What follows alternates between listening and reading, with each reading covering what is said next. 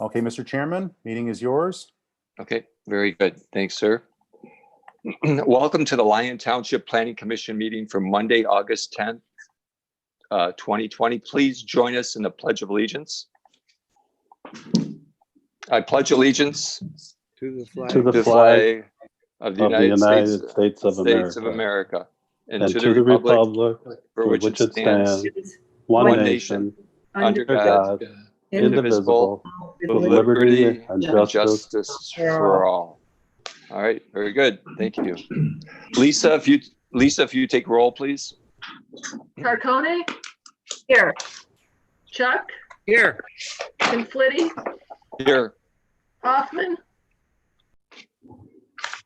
Pennington? Here.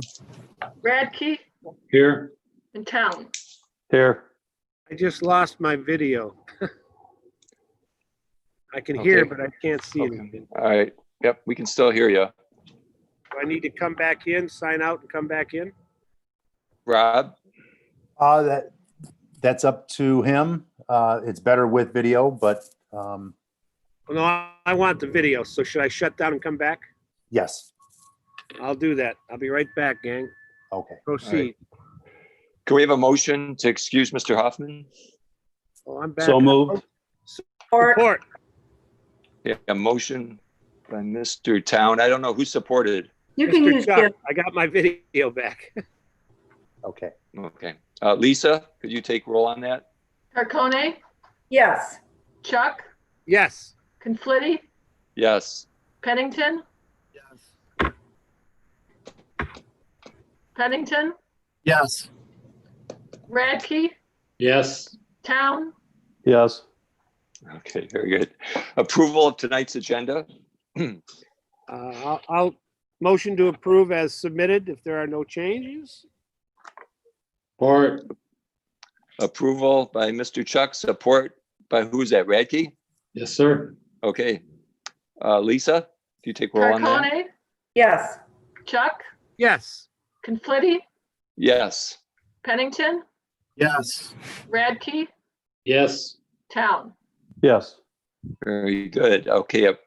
July 27, 2020 minutes. I have a change for that, Mike.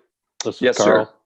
Yep. On Yep. line 225, we were talking about setbacks, and I made a point that the 0.5 and the 0.3 both should be 30-foot front yard setbacks. So I'd like to correct that. Okay. All right.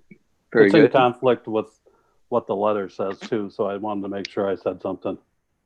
McKenna letter. Okay. All right. Good catch. All right, Carl. So with that, I Okay. make a motion to approve. I'll support. Okay. Motion by Mr. Town, support by Mr. Chuck. Lisa, roll please. Carcone? Yes. Chuck? Yes. Conflitti? Yes. Pennington? Yes. Radke? Yes. Town? Yes. Okay. Very good. This is Rob. This is comments from the public.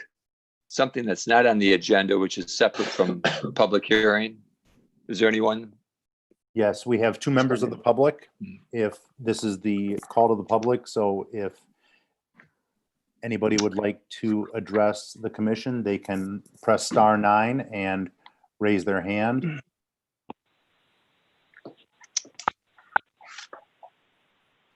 Okay, phone number 9018. You are unmuted.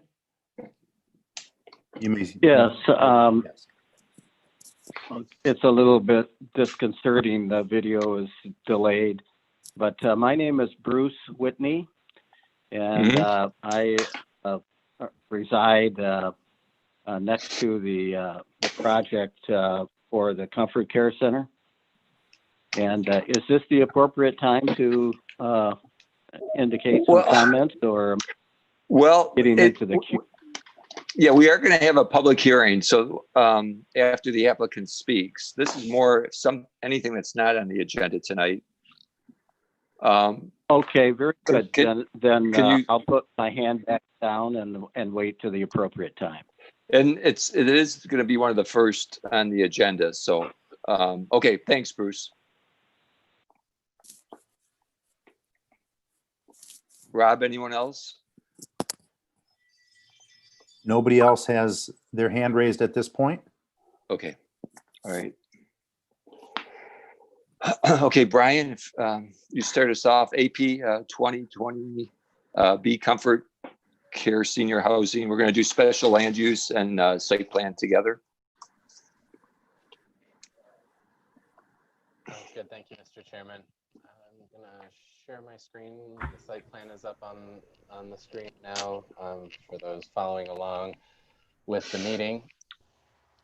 You're correct.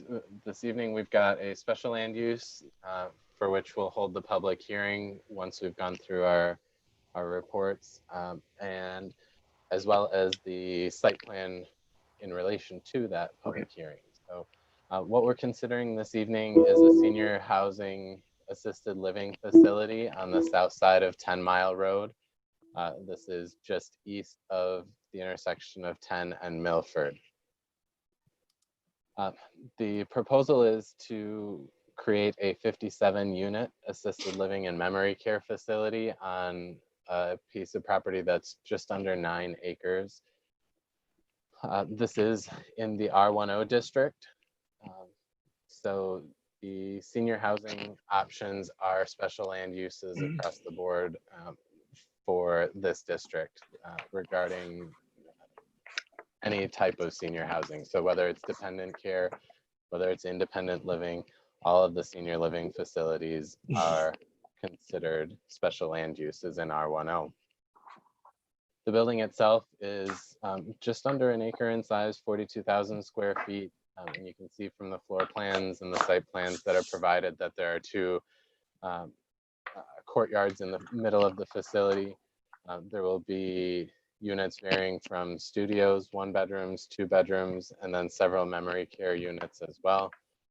There's a walking path to the south of the building.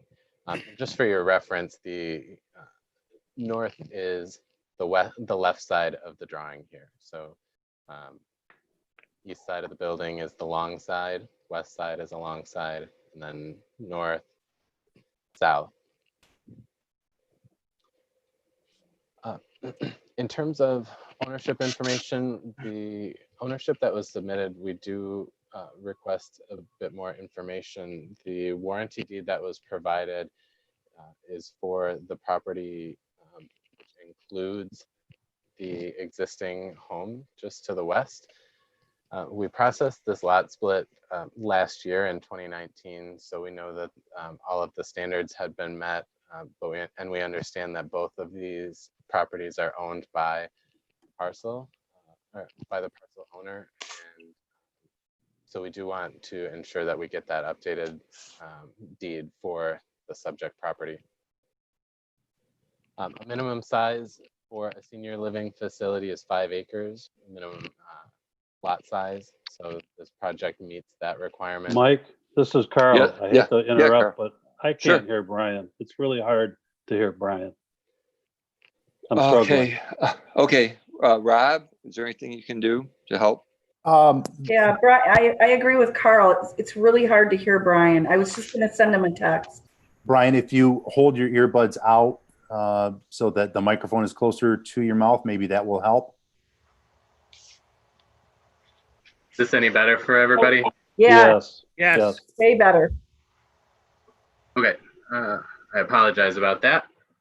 The project density for this is based on a number of up to 20 units per acre. So for the size of this property, we could have up to 179 units per our ordinance. The applicant's proposing 57, so that is quite a significant cutback from what we could permit. In terms of the applicable setbacks, the building is set back about 150 feet from the roadway. It's set back 50 feet from the west property line and 48 feet from the east property line. And in the rear yard, where our standards are 30 feet, it's about 520 feet from the southern property line. So we have no concerns in terms of ordinance compliance with the location of the building. The proposed lot coverage is 12%, where we permit up to 30% lot coverage. So this standard has been met as well. In terms of the minimum floor area per unit, this is a standard that's regulated by the state for memory care units and assisted living facilities. So, and our ordinance standards defer completely to the state. So as long as this is a facility that is licensed, we don't have any say over the size of the units inside of the structure. We do have some comments on the building and site design. The applicant self-scored well and passing, and we do in general agree with that assessment that this is a passing structure.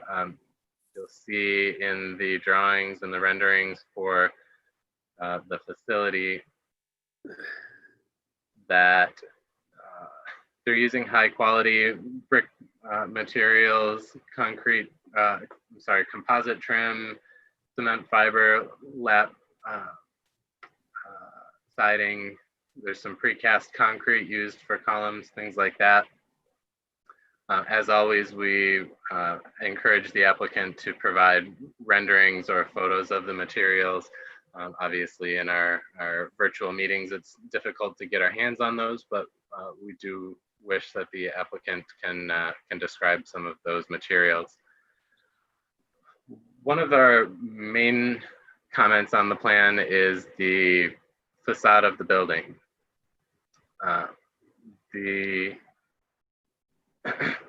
You'll note that the elevations are listed or labeled incorrectly. What we're looking at the top here is actually the south facade of the building, or what we perceive as the rear. What's labeled here as the west elevation is actually what would face the road. And so one of our comments is facing the road, we expect to see a front entrance or a presence that faces, in this case, 10 Mile Road. We would like to see the architecture updated to match or potentially exceed what is functionally the front door on the south facade.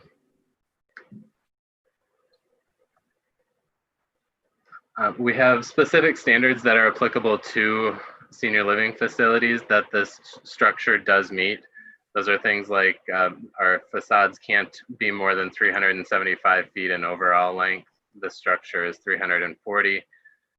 Any building elevations that exceed 100 feet in length must be broken up in terms of some undulating building features or other features that can break up the expanse of the facade. So things like these pitched roofs and columns, those do serve to break up the structure, and we believe that that meets the intent of the ordinance. As noted before, the south side of the structure has a canopy that is drawn, that's shown here, that would allow for drop off and pickup of residents. So that meets the intent, meets the standard of the ordinance as well. The structure's overall height is 28 feet to the peak of the roof, and we allow these structures to be up to 35 feet, so we have no concerns with conformity there.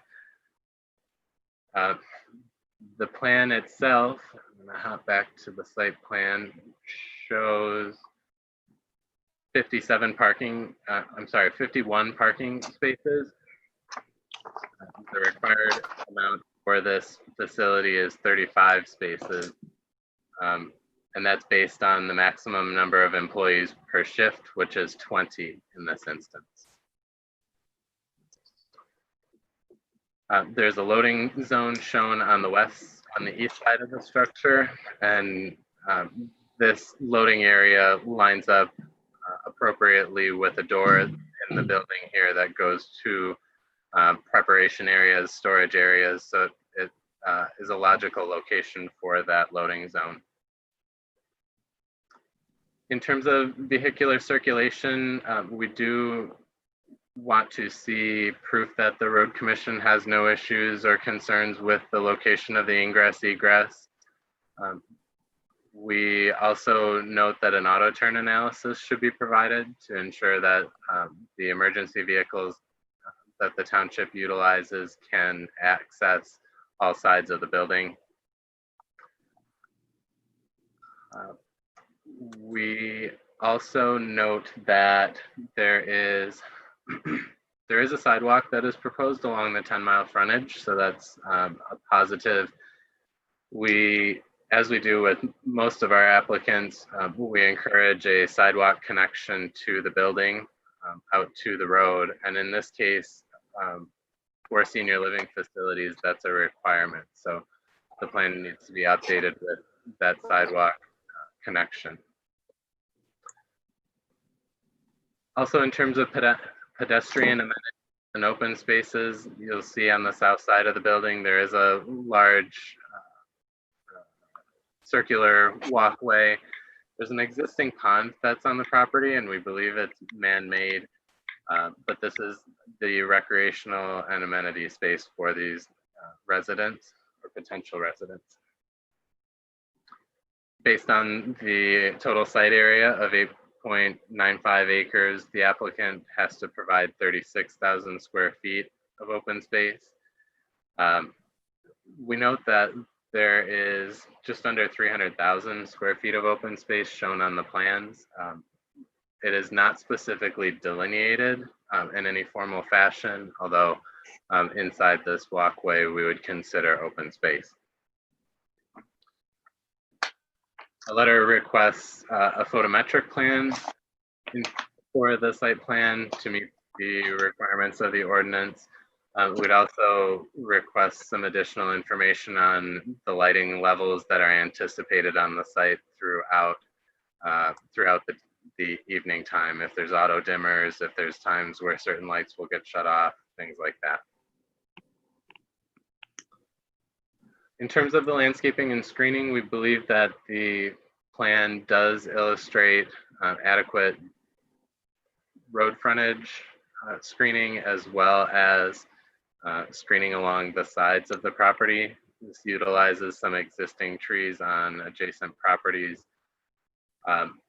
One point of clarification, or something that we're requesting the Planning Commission to discuss, is the screening vegetation ends approximately where the developed area is on the site. There's some natural vegetation along the remainder of the property, and you can see from the landscape drawing that there's a row of evergreen trees off the site, which would serve the function of buffering, but we want Planning Commission to give some direction whether the ordinance is met there. We also believe that the general landscaping requirement needs to be met in terms of additional vegetation, shrubs, trees, things like that around the building, which are not shown.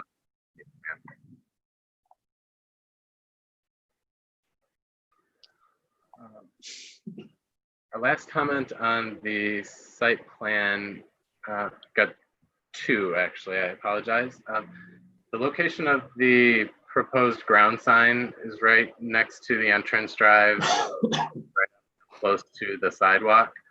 We've got clear vision standards in the ordinance that I don't believe this sign would meet, but that calculation or that dashed line should be shown on the plan to confirm that. And then finally, the plan doesn't show a location for a dumpster. However, it's often the case with these where trash is handled internally. So we would request some additional information on the actual process and procedure for handling waste. With those comments being noted, I would say at this point, we would request that the site plan be brought back to the Planning Commission with these additional details and anything that the township attorney or engineer have to add to that. But in terms of the special land use itself, we also have prepared a letter dated August 6th regarding our special land use standards, which apply to this facility. And I'll run through those standards quickly. In terms of compatibility of adjacent uses, we talked about a case for a senior living facility and assisted living facility semi-recently with the Planning Commission. And it was a big topic of conversation whether or not these types of facilities do or do not exhibit a residential character.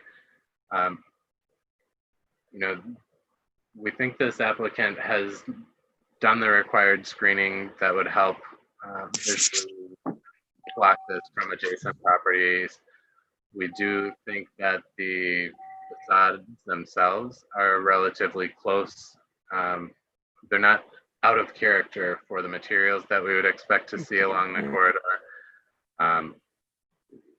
It's not a unbearably dense project in terms of the number of units.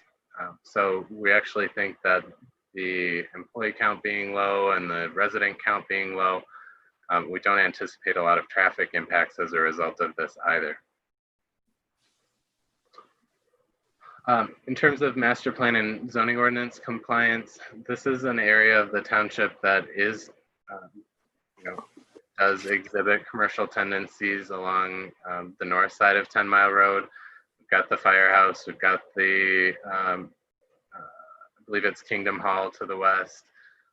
Dandy Acres is directly across the street to the north. So there are some more intensive uses at this area in the township. The master plan doesn't refute these types of uses and actually encourages alternate housing types where they are found to be appropriate.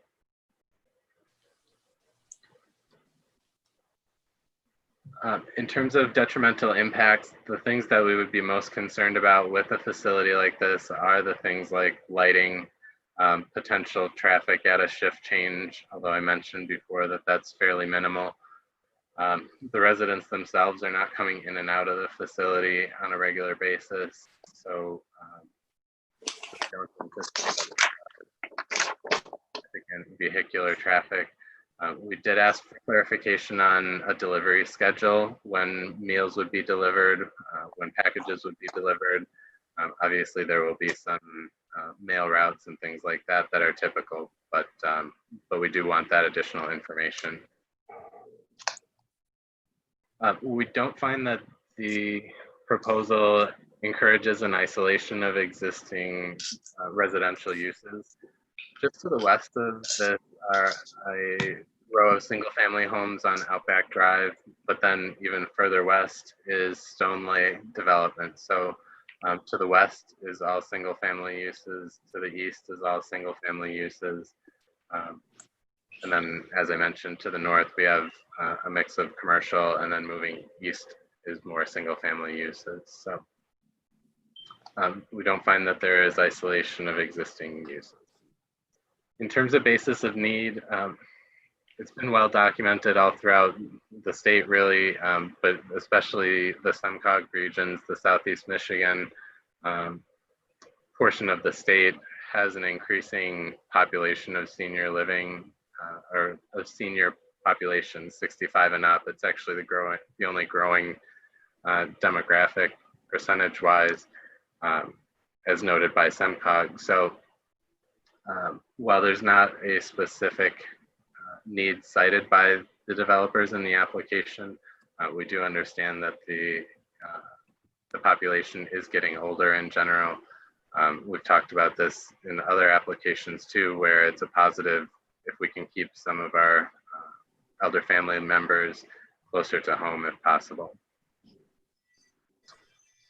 The last thing that I will note is our standard of compatibility with the natural environment. There is, today the site is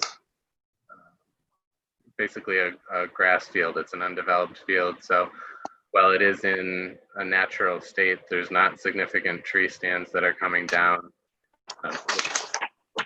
The topography that has been created to the pond where all of the soil has been dug out and piled up, that would get flattened out as part of this development. But there's really not a lot of proposed or any proposed removal of trees of any significant character. So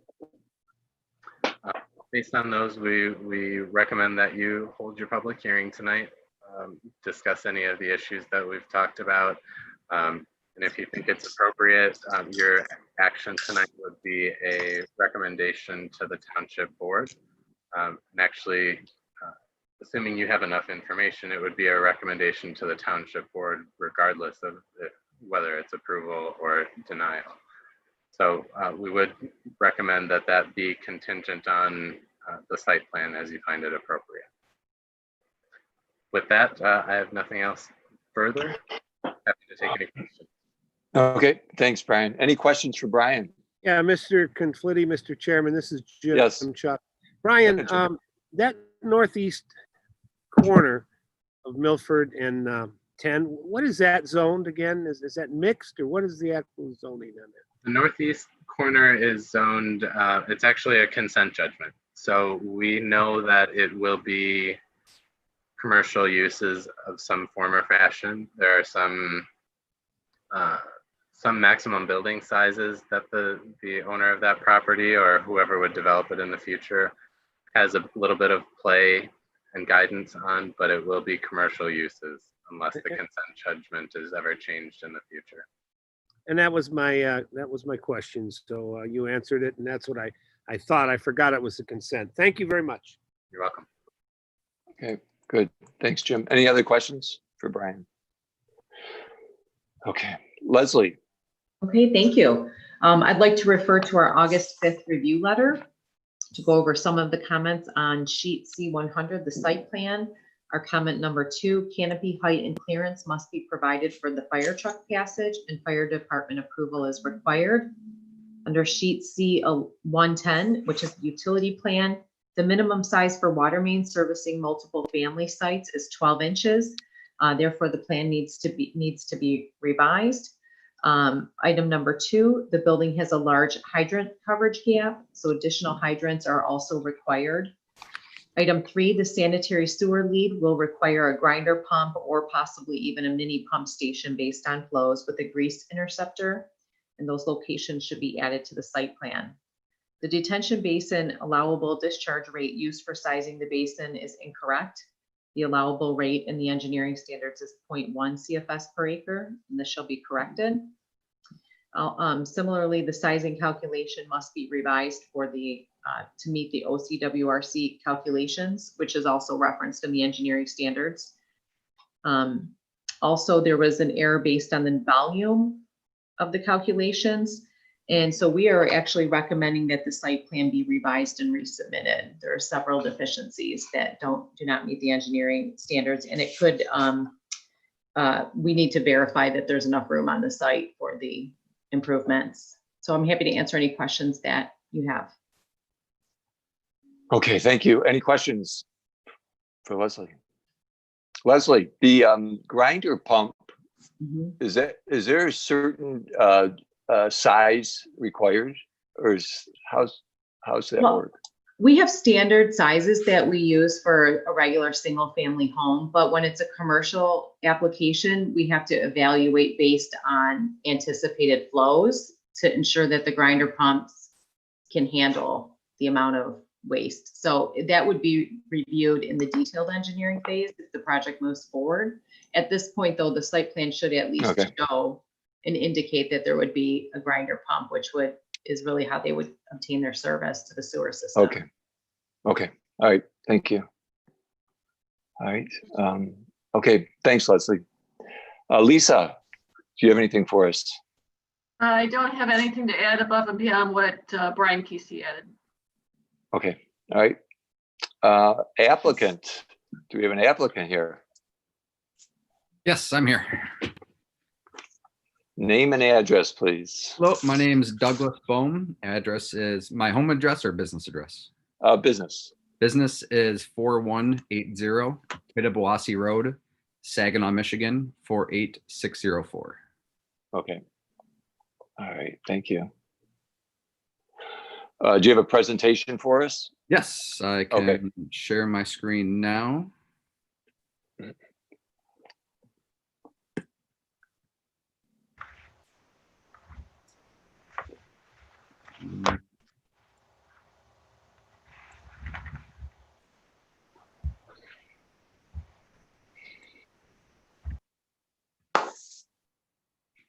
You see it now?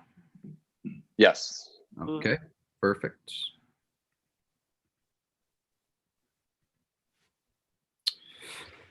All right, so we are Comfort Care Senior Living. We started back in 2013 with our first facility in Bridgeport, Michigan, which is right next to Frankenmuth. If you're familiar with the Saginaw area, it is called Bavarian Comfort Care, and that was our first facility, like I said, in 2013. Since then, we've grown to over 9 communities throughout the Great Lakes Bay region, which is Saginaw and Bay counties. And now that we've kind of outgrown the Saginaw market, we are now moving down into the Metro Detroit area. So we have either approved or currently opened right now is Clarkson Comfort Care, Livonia Comfort Care, Commerce Comfort Care, Brighton Manor, Shelby Manor, and Sterling Heights Comfort Care. So we have a lot of projects in the works, and we're in Michigan. We just plan to be in Michigan, homegrown, and now we are looking to develop our community in Lyon Township. This is our building in Shelby Township. I know that Brian requested a 3D rendering, and we can get a new one done with the new exterior, but this is our Shelby Township community, which is in Macomb County, is where I currently live right now. And this is what our building is based off of. So it is the same, almost the same interior, just a little bit different, obviously different exterior, but this is the general scheme of our proposed building in Lyon Township. Landscape plan, went over that with, Brian went over that. To kind of go in depth about our floor plan and kind of what our operations are. So we are an assisted living and memory care community. Our facilities are licensed by the state of Michigan under LARA licensing and regulatory affairs under their HFA, which is Homes for the Aged Department. And so our building will also be approved by them. And then we also, they have authority over rules and regulations and do their yearly audits over our communities and so forth. So our population is 55 and older that we can take care of. We do have the 24-hour community, 7 days a week. So once they tend to move into our community, that is primarily their final home. Unless they get better or they decide to move back home, a lot of the times is their homes aren't just accessible for them anymore. So we have 57 units in our facility. We have studios, 1 bedrooms and 2 bedrooms. And then you can see on the bottom left-hand corner is our memory care units. So that is a kind of its own separate unit there. It's still part of the community. You can get in and out from the assisted living side. But these are just, they have their own living room, have their own dining room. They just need more specialized care. So whether they have dementia, Alzheimer's, some sort of disability affecting their memory, they would be more memory care appropriate. And then assisted living is helping with feeding, changing, grooming, toileting, things of those natures. Or, I mean, they're pretty independent. They just need somewhere to live, need 3 meals a day, cooked for them. They just maybe need some medication assistance. So that is kind of what we're proposing here in our community. We see 2 interior courtyards. We do a lot of events in our courtyards, a lot of grilling, a lot of games, a lot of family picnics. We do our summer carnival at all of our communities. So our interior courtyards and even outside with our sidewalk that we have in the back there surrounding the pond there, there's a lot of room for recreation for our residents. Elevation. I'm just gonna go through a quick slideshow of kind of what our communities look like, just so you get a general idea of what we're proposing here. This is our very first community in Bridgeport called Bavarian Comfort Care, right next to Frankenmuth. It is also about 60 units, generally the same size as our Lyon Township facility. Some interior photos. Shields Comfort Care, suburb of Saginaw, also assisted living and memory care facility as well. Kind of general idea of our courtyards. The ladies still love to get their hair done, so we do have a salon in our facilities. as long as with other activity rooms as well.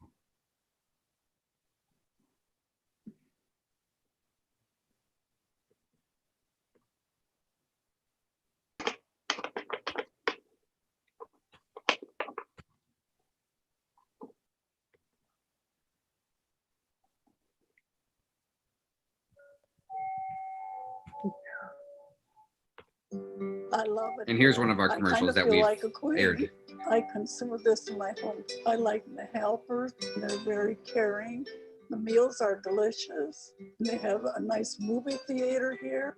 They keep us busy with many activities. I will recommend it to many other people. I'm Leola Rose Johnson. Comfort Care is my new home.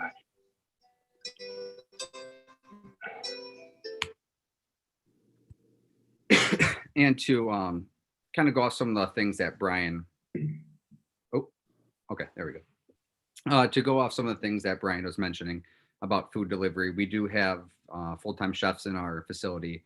They prepare 3 meals a day, breakfast, lunch, and dinner, and they provide snacks throughout the day.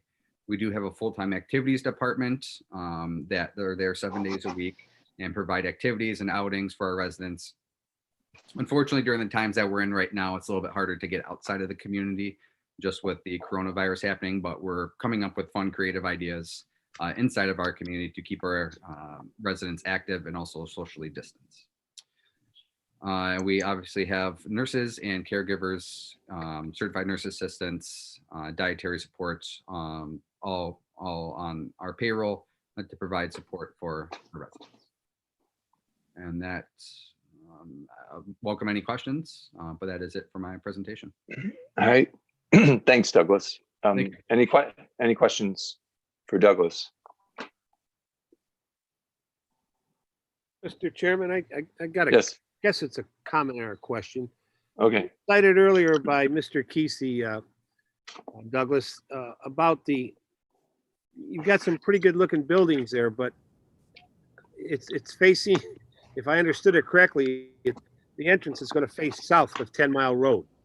And Yep. traffic So- and people are coming up 10 Mile Road. Is there any chance that could be reversed, or how do we get the front to look like, at least I want it to be, and I'm only speaking for me. Yep. So the issue that we ran into is there's a retention detention pond that is on would be south side, which is where the entrance is facing now. And there's that part of the property is lower than the road.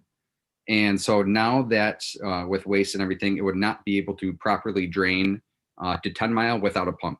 And we found out that Lyon Township does not allow pumps. So then we had to move the pond to the front, and that took up the parking. And now our parking is in the back, and we didn't want to have guest residents walk all the way from the back of the property all the way to the front, which is near 10 Mile. So we created the entrance in the rear. Any chance that entrance could be moved or created to face the west? So as I'm driving east on 10 Mile, I see the beautiful building, the facade. At least I see something, and I will cite, there's I'm sure you know it's there, you've done your homework. There's assisted living and memory care down the road on 10 Mile. And that's exactly what they did. They took their main entrance. It's not facing north. However, it's facing east. So if you're driving west, wow, that's a pretty nice looking building. And you're not just seeing the back of a building. So that's one of the things that I would like to see maybe worked out moving forward, if at all possible, that it could change. Yeah, I mean, I don't know, because necessarily the layout, because I was thinking of where that loading dock is, or not dock, but loading entrance, possibly making that an entrance, but we would obviously have to rework some of our rooms and our living spaces. But we could potentially do a smaller entrance where would be north, facing 10 Mile. We could do kind of a smaller entrance, but still have our main entrance on the other side.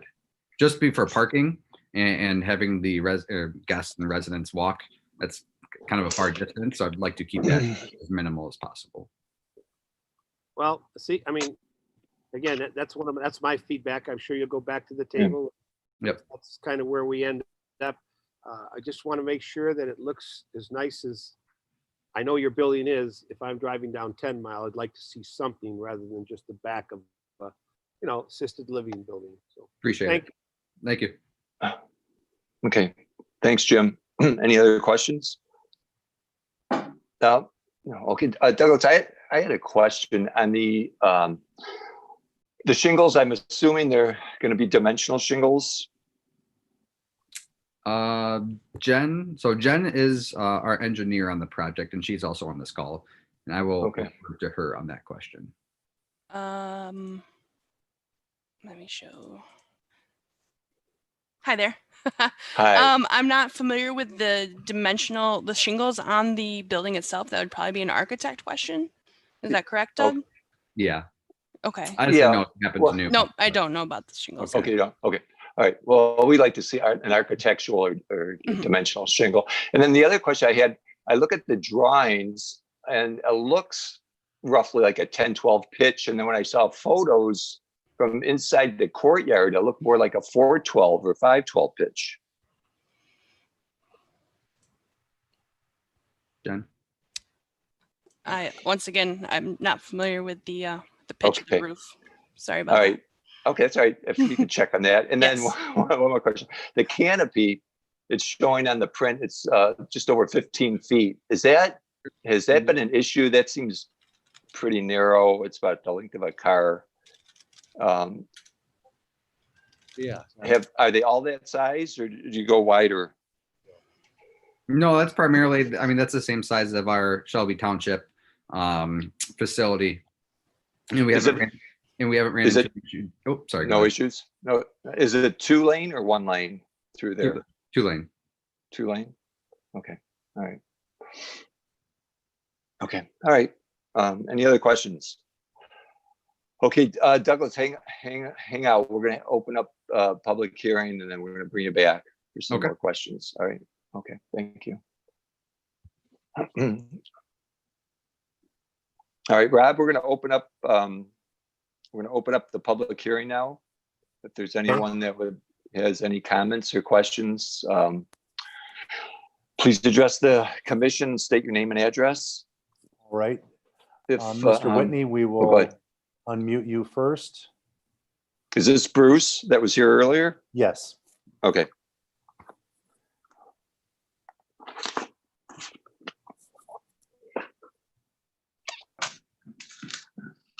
Okay, go ahead, Bruce. I believe. Am I unmuted? Yes. Can you hear me? Yes. Yes. Yep. Give us your name and address, Bruce. Yes, sir.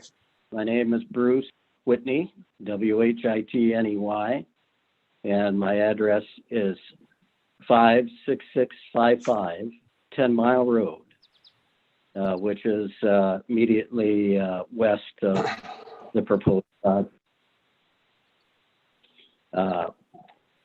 So I would like to suggest that I recommend that you deny your recommendation for this project based on several factors. The very first of which is in the engineering report, item number 5. It shows that the detention pond is undersized by 22%. So basically, they can't meet the engineering requirements with the current plan. This is also a result of the fact that this property, which has existed next to me to my east, has been there for a long time, and it had 415 feet of frontage on 10 Mile Road. There was a residence there that was converted several years ago to a senior care facility that is existing there now. And they have, rather than use the entire parcel, which was 415 feet by over 1,100 feet, they did a property split to retain that senior care facility that is existing now and build this new one right next to it. I think that's a very poor use of property. It doesn't represent appropriate planning and appropriate use of the available resources they had. They should have retained the 415 feet of frontage, demolished the existing facility, and just, if they wanted that capacity, they could be easily added 6 rooms into the new facility, and they would have had much more capability for setbacks and green space, and it would have been a much more appropriate plan. And so that, to me, that's a significant shortcoming of the plan. The way it exists now, I don't know how they're going to get that 22% on the detention pond. I don't believe they can go any deeper because there is a water table problem there, that the detention pond would be wet and not capable of holding the runoff water. So perhaps you might want to ask the engineer to explain why that isn't, basically a deal killer for this particular plan. They can't meet the runoff requirements on this site with the plan that they have proposed. It's also a concern to me that, the Cambrian facility is just 2.25 miles down the road with over 100 units in it. And then they want to put another 47 units here, and there's already a 6-unit facility on the property now. So to me, it seems to me like an inappropriate density of senior care facilities in a very small area. My other concerns, have to do with conforming to the requirements of the ordinance for the special use permit. I disagree that it's compatible. It's a matter of opinion, I suppose, but I disagree that it is compatible with residential uses. I also believe, I disagree with the planner that there's no isolation of existing uses.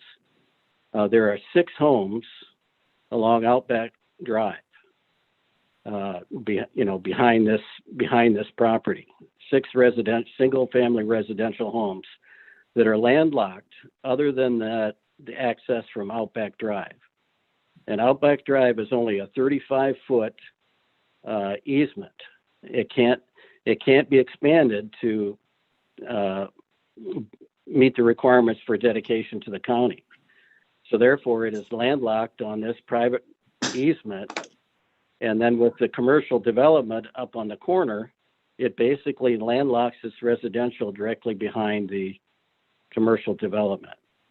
And, I understand that it's the end of Outback Road right now is not zoned commercial, but clearly it looks like that's your intention.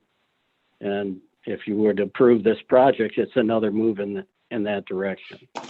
So I think it does isolate existing uses. Again, I don't think I hear the comments of your planner on the SEMCOG. That to me, that's kind of general information for the whole southeastern Michigan area. There's nothing specific about this particular area that would indicate that there's a need for this project. So that's generally, I think that at this time, also, I certainly agree with the commissioner's comments that you don't want to look at the back of a building on 10 Mile Road across a detention pond. Perhaps if they had the whole 415-foot frontage, they could have put that pond on the side or behind.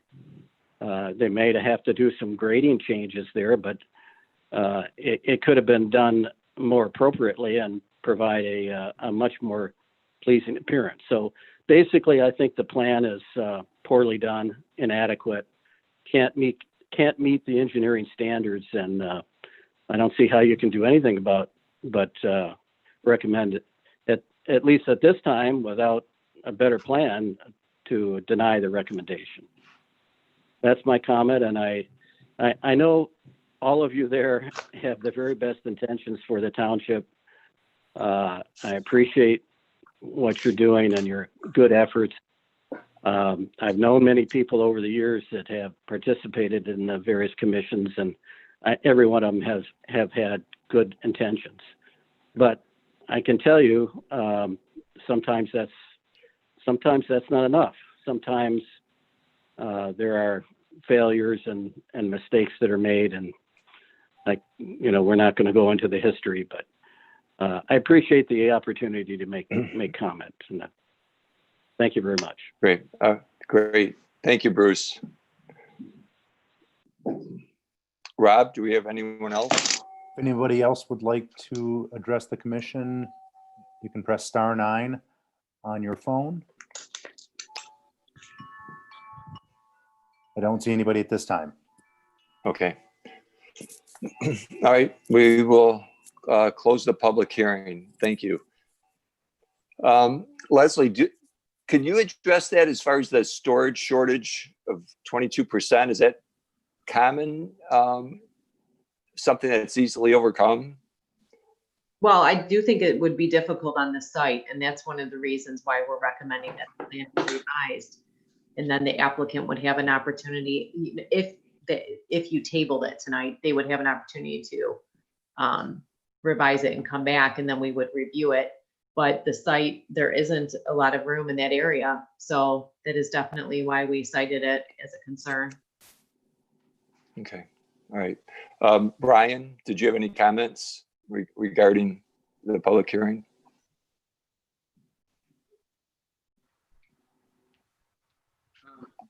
Okay. Bruce and I spoke last week. Okay. At length, so I've had a chance to digest his concerns. In terms of things like isolating existing uses, we're really trying not to create a situation where we've got a tiny island of residential uses, right? So while there may be access issues with Outback Drive, I don't think that's necessarily something that's tied directly to this project. The density of number of senior housing facilities along the 10-mile corridor, it's something that I think is interesting, but to me it illustrates that there is a need for these facilities, that people keep bringing them up. We've heard we had the conceptual review of a senior living facility at 10 and Napier. So we do know that there is at least an identified need from the development side of things. Other than that, I don't have anything new to add. Okay, all right, thank you. Let's start.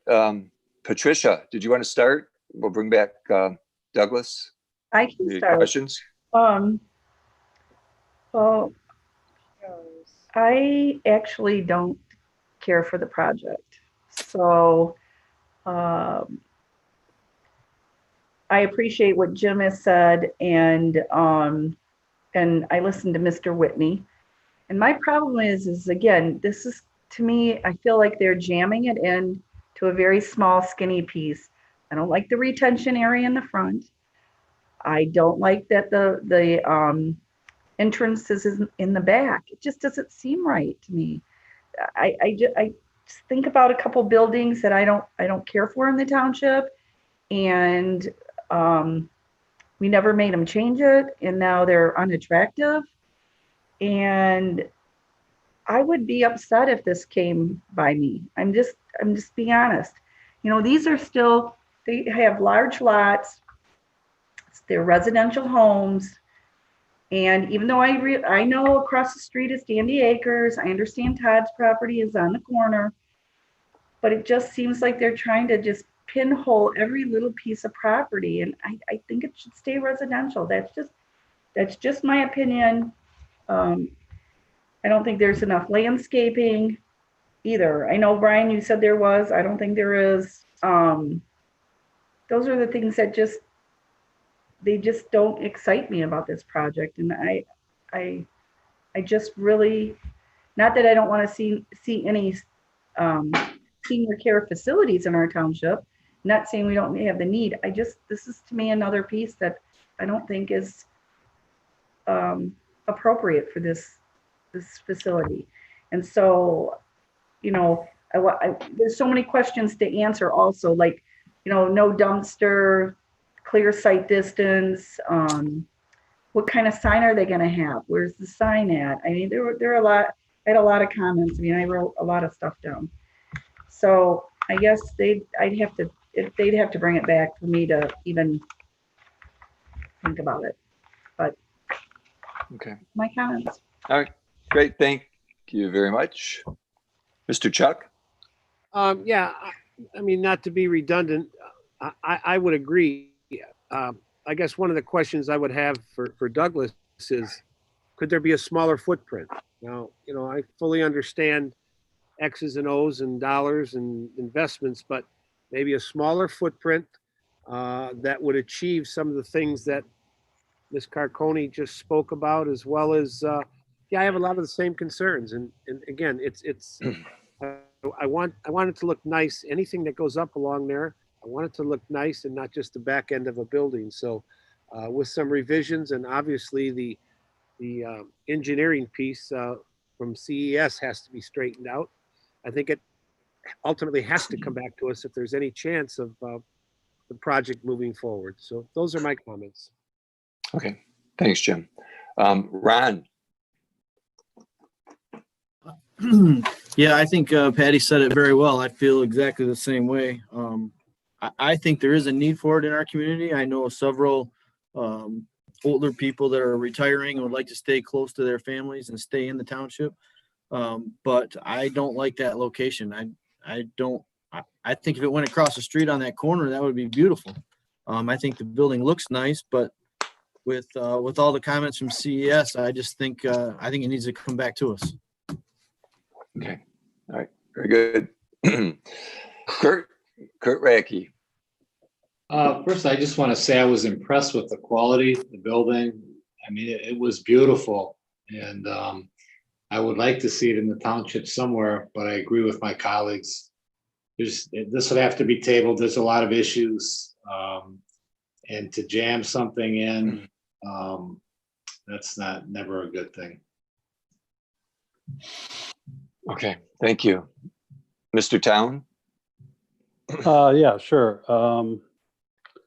I'd first like to speak to Bruce, who came on during a public hearing. He hit the nail on the head. I agree with everything he said. I agree. I had everything that he said in his memo to the board written down before I received this. I completely agree with Patty and Ron. My only difference is it does not meet all the minimum criteria for special land use. With that said, the property is not suitable. We see that, especially when they have to put the frontage on the back. So I'm not willing to move the special land use forward. I'm not going to vote for it. My recommendation to the board would be to turn down the special land use. Doesn't meet minimum criteria. That's it. Okay, thank you. Douglas, do you have anything to add to this? Yeah, I appreciate everyone's comments. To kind of go over a couple things, we only just got this review 5 days ago. Up until then, we thought we were okay after meeting with several township officials, but we have no problem making adjustments. Or even, matter of fact, I mean, back when we were looking for the initial property, this was the only one that, in our eyes, that fit in Lyon Township. There was really no other properties that were available that were zoned correctly, and I think that's a lot of issues that several municipalities are running into with senior housing, is because there is such a huge need. We actually got a market study done, and there was a need for, I believe it was 300 or 400 units within Lyon Township alone, a 5-mile radius, a need for senior housing. And that was done by a third-party study that, obviously, because before we even put approximately $10 million into this project, we obviously want to make sure that there is a need for this project and that And obviously there is with the need of 400 units that are needed. And we have no problem going back and reworking the sites because as of right now, this is really the only site that is available for sale. And we can work with township officials and our engineer and architect to make sure that this fits properly on the site. Okay. All right. Thank you. Thank you. Thank you.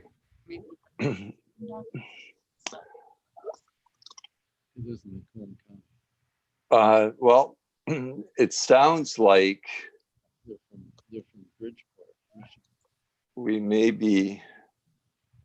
need a motion on this. I don't know if we'll have enough to support it, but possibly table, but let's start with special land use. Can't we just table both of them to see what they bring back? We can do that. I mean, I think I like to give the applicant the opportunity to see what they can do in the property, if they can meet the standards before we just deny it. I mean, that's just my opinion. Sure. But yeah. I mean, I think everybody should have a chance and to see if they can meet whatever they can meet. But it's just my opinion. I'm just suggesting. Can I make a motion then to I'd table? like to make a comment, please. Sure, please. I just, I know where Patty's coming from, but it's just not the right spot for it. I don't know who we're trying to kid. So you give them a little rope, see if you can fix it. It's not going to be fixable to me. It's not in the right spot. So if somebody decides to table it, please understand the reason why I don't agree with it is because I think it should be a recommendation back to the board to deny the special land use. Thank you. Okay. Comments noted. Carl, Mr. Chuck. Go ahead. Mr. Convetti, a question for Carl. Carl, even if they reduce the size of the, I don't know if they've ever done that, but it's a residential area. So you don't want our planner thinks that, and I just disagree with them. I saw a letter from both of the applicants or both of the people live on the east side and the west side.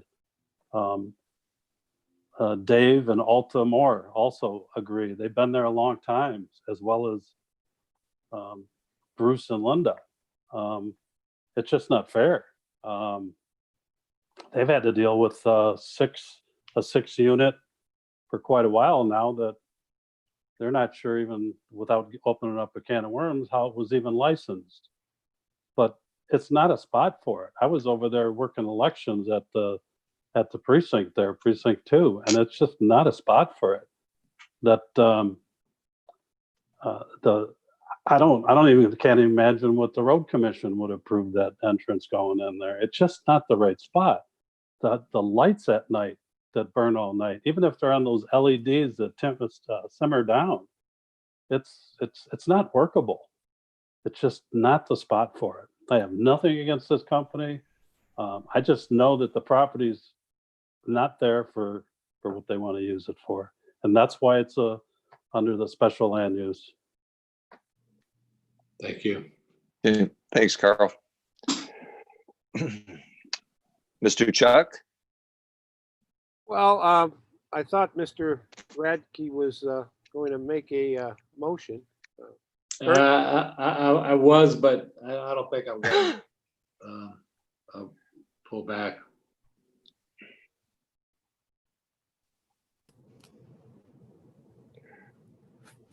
I have a quick question, if I may. Sure. Who's speaking? Douglas. Okay, go ahead. And maybe Brian can confirm, but senior housing, no matter what zoning it is, it's always going to be special land use, correct? Brian? Correct. Above 6 units, yes, it'll always be a special land use in our residential districts. So does it really matter what the zoning, I mean, say if we were to look for any property within the township limits, it's always going to be a special land use. Correct. Yep, you've got the same process no matter what. I think listening to the commissioners, it's a matter of fit more than project density. And correct me if I'm wrong, commissioners, but that's what I'm hearing from you.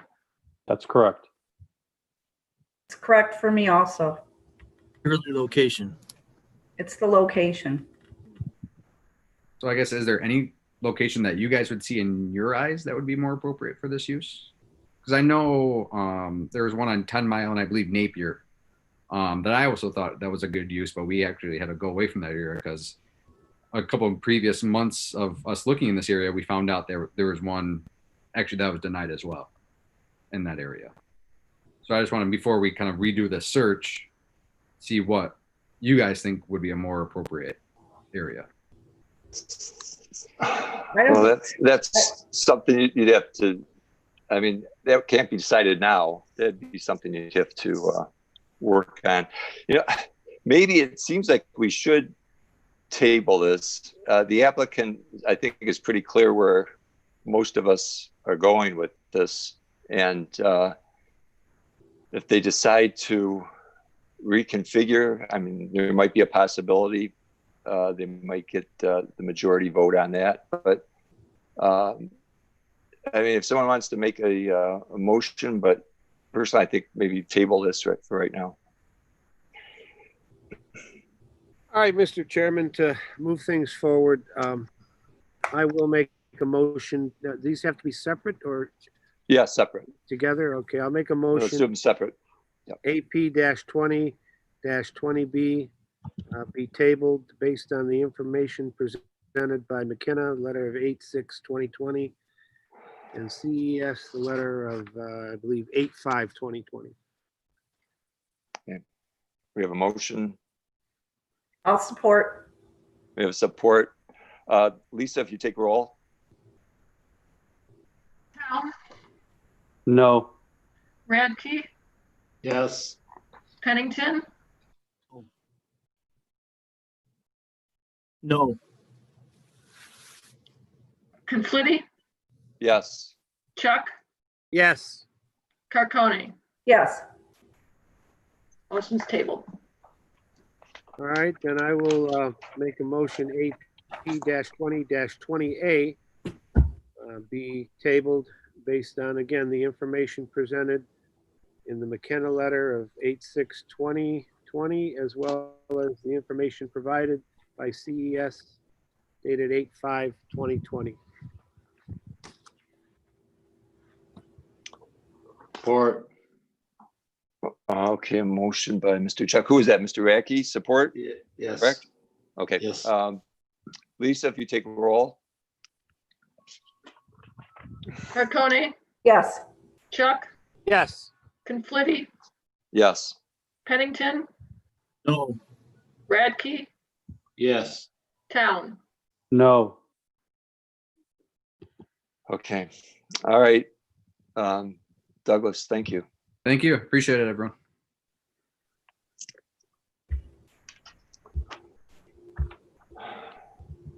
Lisa, were you ever in the military? The way you call off these names. I wasn't. You said, oh, okay. You could be a drill sergeant. Okay. What do we have? Old business. Brian, AP 20-16 Hickory Creek site plan. And I guess we'll do both the special land use also, same time. Thank you, Mr. Chairman. Without going over the entire project again, since this is a second go around, we're considering an average lot size development at 11 Mile Road, just east of Milford Road. I'm going to share the screen here with you and run over just a couple of changes focused on what our comments were last meeting and what the Planning Commission's comments were last meeting as well. First and foremost, we talked at length last meeting about the pump station location, which was previously proposed on lot 18. On the updated set of plans, the location of that pump station has been moved to the just outside the right of way along 11 Mile Road. So based on the Planning Commission's direction, that change is a positive. In terms of the pathway location, which was discussed at the last meeting, the sidewalk has been installed or has been proposed on these updated plans. We do note that it stops just short of the eastern property line that's within the creek bed.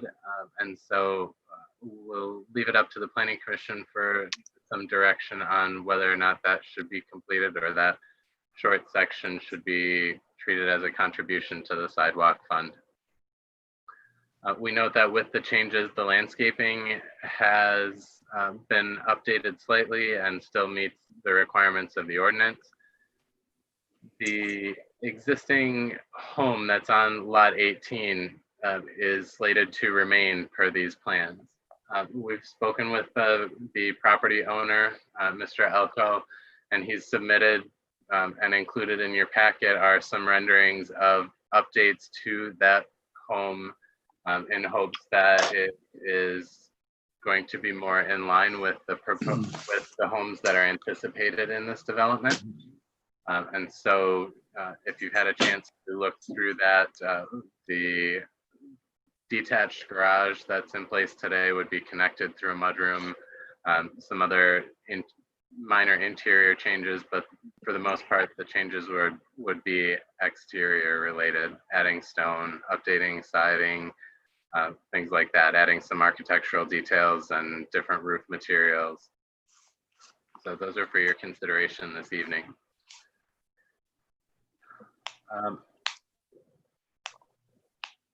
Our last comment relating to the plan,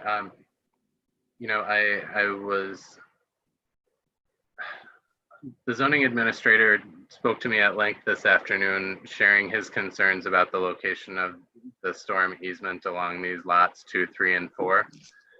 The big issue being a lot of times, and we've had this discussion in the past, a lot of times easements are not shared with potential home buyers. And so if a home is built to the back of the building envelope, in this case, and the owner wants to come and build a deck or build a swimming pool or add a pergola or something like that, they're going to, if they don't have that information that there's an easement in the rear yard, they're going to be very disappointed in staff having to break that news to the homeowner. We know that the township board and members of the planning commission get comments about why can't I build this? Why was it ever approved that way? So things like that we'd like to head off a little bit if we can. Since it didn't change from the last plan, my assumption is that there is a reason that it has not moved. So I've just asked that, I see Mr. Keast is on the call tonight. And so maybe he is able to describe that location, and if it can be moved, we'd like to see us give our residents a bit more space to play with in the back. So with that, those are our comments this evening. We know that there's a couple outstanding items, but in terms of the plan itself, it is pretty good, and we believe that the ordinance has been satisfied. All right, great. Thanks, Brian. Leslie? Thank you. Anything to add? Well, just very quickly, I'd just like to refer to our August 7th review letter. There's nothing significant. As Brian mentioned, the pump station has been moved to 11 Mile. As you are aware, the roads and the storm sewer and the basins were previously installed. And just on that last comment of Brian's, I'm assuming that's why that storm sewer in the rear wasn't relocated, but we'll allow Pat Keast to comment on that. So we are recommending approval as noted of the amended site plan. All right, very good. Any questions for Leslie or Brian? No one, okay. Lisa, anything to add? Yes, the applicant submitted some documents that shows that this property is subject to a land contract, with the property owner being a Rodney Burrell. I would recommend that before any kind of final approval, that we get a copy of a deed showing that the applicant owns the property, or Mr. Burrell, the property owner, signs on to the application. Okay. All right. Thank you. Okay. All right. Applicant. Who's here tonight? Robert Freund. Robert, okay. Anything to add? Not greatly. If Pat will talk about the storm sewer, I'll let that go. The thing that I noted was that the lot was 295 feet deep, at least the one I was looking at on the plan. The setback was 100 feet, so the building envelope to the back of the lot was 200 feet. So I guess I'm not worried about them building something on the easement, in that a typical house is 60 feet deep. These are really big lots. There really shouldn't be any problem with that, but notwithstanding that, I'll work with whatever you all would like me to do. And that's the only thing, since that was the only issue he really had some concern with. I'll leave it at that. Yeah, this is Pat Keast. Just regarding those, that storm easement, and that storm sewer is in place. It was put in as part of the previous lot configuration. And the lots as they stand now, the depth from lots 2, 3, 4, and 5, the depth of the building envelope is anywhere from 105 feet to 180 feet, which is, as Bob said, quite a bit more than is needed. So there's plenty of room for a house, a deck, a pool. But in the worst case, if someone wanted to, and the reason it's where it's located is to not get too close to the vegetation along the drain and disrupt that. But if someone wanted to, they could actually petition their homeowners association, because that's a private storm sewer. And that homeowners association could grant them the approval to move the storm sewer and build in that area. I don't see that happening with this size of how deep the lots are and how deep the building envelopes are. So it's not a concern, I don't think, at this time, as it is sometimes in smaller lots, as Brian pointed out. So that's it. Okay, thank you. Patricia, do you want to start us off? Do you have any questions, sir? I appreciate that you moved the pump to the front. I'm still very concerned with the house that's currently there because it's in such bad shape. Just horrible if you've gone by it. And I think a few of you have, I believe. I know Paul gave us a rendering of what he plans on doing, but what's the timeline? How is he fixing it up? What's the inside look? I mean, this is really basically a subdivision. And when you have an odd house like that in there, you've got to come to the plate with something. And that's just my last concern is just the property. And I hope most of you did go by to see it. So, I'm not making this up. But other than that, if they can fix the house part, I have no problem with it. Okay. All right. Thank you. Jim Chuck. Yeah, I would agree with Patty. I guess the only other comment that I have to the petitioner, I would expect there'd also be some upscale or enhanced landscaping. I mean, the front of the house is bad, but we also got to think of the landscaping, the total package for the entire subdivision. So I would hope that would be in there. My expectation would be it would match anyone's in there. So that's also something that is important to me. But again, if the facade can be fixed up so that it looks like it relatively belongs there, I have no problems moving it forward either. And it needs to be done first thing, not That's got to be the number one thing. It has to be fixed before it goes forward, or it's never going to happen. That's a good point. So. Okay, very good. Yeah, there's also one or two look like abandoned vehicles on the property. So Jim's right. Landscaping Yes. would make a big improvement, and exterior siding and roofing. And have an engine hanging in the tree. I'm sorry? I say you can't have an engine hanging from the tree. The landscape yeah. has to coincide with the look of the subdivision. And also I like the idea of leaving the barn there. It gives some character. That would just have to be updated, the exterior of that. But I think that would add a lot of character to that development if you could keep the barn on that property. But Mr. Chairman, I thought that was coming down emphatically. Oh, it is? Well, maybe the petitioner can clarify it. I thought that was coming down from when we even met from the last time. I wasn't aware of that. Robert, is that true? We did put in there that the barn is to come down. Not too bad.